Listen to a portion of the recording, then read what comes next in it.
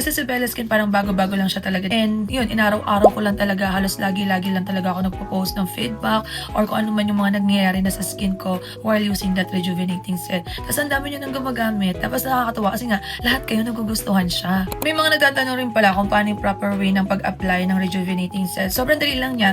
Morning and night, gagamit ka ng facial cleanser, toner, morning and night din siya. Tapos every morning, syempre yung sunblock, then every night, yung night cream. Pag bumili kayo ng Bella Skin, may kasama siya na serum. Ito muna yung uunahin nyo. Kahit na anong ginagamit nyo na skincare, uunahin nyo yung mga mabilis na ma-absorb. Kunyari, itong serum, uunahin nyo siya before kayo maglalagay ng mga thick formula or mga cream type na moisturizer. So, hindi ko siya mapapakita sa inyo actual kasi nagpapahinga talaga ako sa rejuvenating set.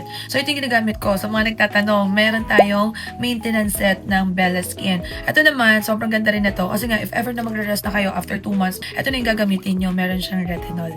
So, diba? Nakaka-brighten na to ng skin. Tapos, anti-aging siya. Super magugustuhan nyo to. So, kahit hindi kayo mag-rejuvenating set, tapos ito lang yung gagamitin nyo na skincare, pwedeng-pwede na.